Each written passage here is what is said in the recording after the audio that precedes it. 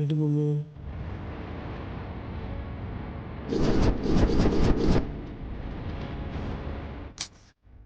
మ్మ్హ్మ్.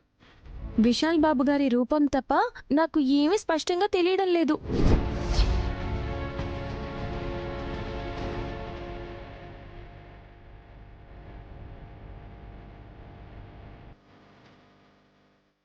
పోర్లేగడు జరిగింది సరిగా గుర్తుకు రాకపోయినా త్వరగా నయమయ్యి నయనమ్మ మన ఇంటికి వచ్చింది. హ, ఎందుకు నన్ను అందరూ నైనే అంటున్నారు?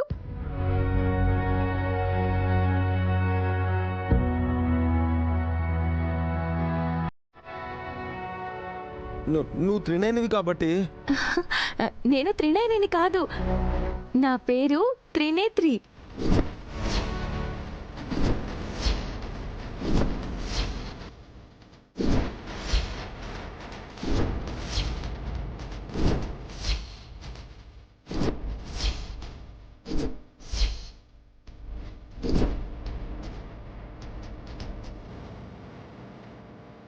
ఎందుకలా మొహాలు చేసుకుంటున్నారు బాబు గారు? నేనేమైనా తప్పుగా మాట్లాడానా? నా పేరేగా చెప్పింది. త్రినైని అన్న పేరుని త్రినేత్రి అంటుంటే ఆశ్చర్యపోతున్నా. బాబు గారు, త్రినైని అన్న 3 కళ్ళే, త్రినేత్రి అన్న అదే అర్థం. ఎలా పిలవాలనిపిస్తే అలా పిలవండి.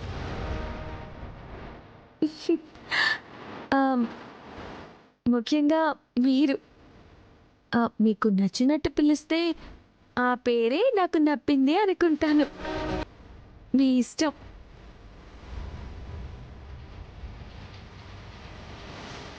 సిగ్గేస్తుందా చెల్లి?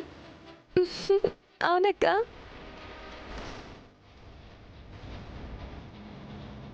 నువ్వు వెళ్ళేటప్పుడు కట్టుకున్న చీరేది? ఏ చీరక్క? నువ్వు నాకు అక్కవి, నన్ను అక్క అనుకో. చెల్లి అను, లేదంటే సుమన అని పిలు. నీలం రంగు గులాబీ అంచు చీర కట్టుకుని వెళ్ళావే అది.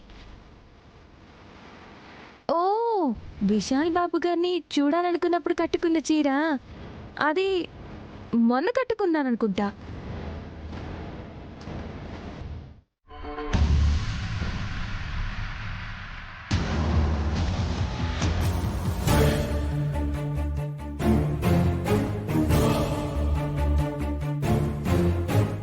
వామ్మో వామ్మో వామ్మో వామ్మో, అరే ఏం జరుగుతుందో తెలియడం లేదు మమ్మీ. నీకేమైనా అర్థమవుతుందా? అర్థమైతే పిచ్చిదాన్లా నేనెందుకు ఆలోచిస్తాన్రా? చూసావు మమ్మీ, నువ్వు కూడా పిచ్చిదానివని ఒప్పుకుంటున్నావు. రేయ్, అయోమయంతో నలిగిపోతుంటే నీ మాటలతో నన్ను వేధించకు. అది అసలు సాధ్యమేనా మమ్మీ? అరే రోడ్ యాక్సిడెంట్ అయ్యి ఎప్పుడు కళ్ళు తెరుస్తుందో చెప్పలేమని డాక్టర్లే చేతులు ఎత్తేస్తే, అరే ఇక పెద్ద మరదలికి ఎప్పుడు పెదకర్మ చేసే తేదీని సెలెక్ట్ చేసుకోవడమే అని అనుకుంటున్నావు. ఇంతలోని నిక్షేపంగా వచ్చేసింది.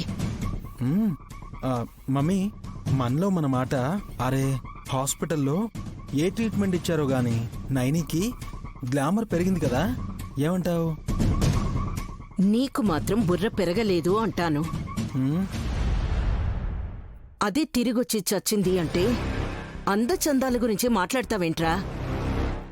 వస్తే వచ్చింది గాని మనకి మతిపోయేలా చేస్తుందేంటి మమ్మీ? అరే ఆసుపత్రి నుంచి కాదు, నేను వచ్చింది గుడి నుంచి అంటుంది. సుమన ఒళ్ళు ముదిరిపోయింది అంటావా? అరే నన్ను అక్క అని పిలవద్దు అని అంటుంది. అదే సరేరా, నేను త్రినైని కాను త్రినేత్రిని అంటోందిగా. అది ఇంకా పెద్ద ట్విస్ట్. అరే నిన్ను నన్ను పరాయి వాళ్ళని చూసినట్టు చూస్తుంది కూడా. కానీ విశాల్తో బాగానే మాట్లాడుతోంది.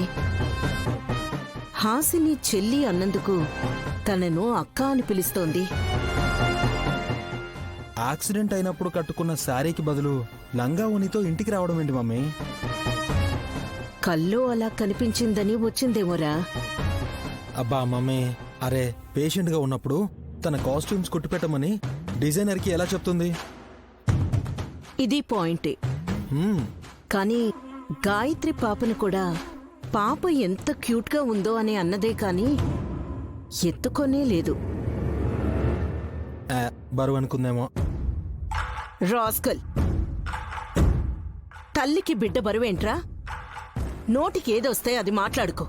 అరే మమ్మీ, అసలు ఎలా వచ్చిందో ఏంటో. ఇంటికొచ్చి నా పెళ్ళాంతో ఇల్లు చూపిస్తావా అక్క అన్నప్పుడు నాకు జుట్టు పీక్కోవాలనిపించింది.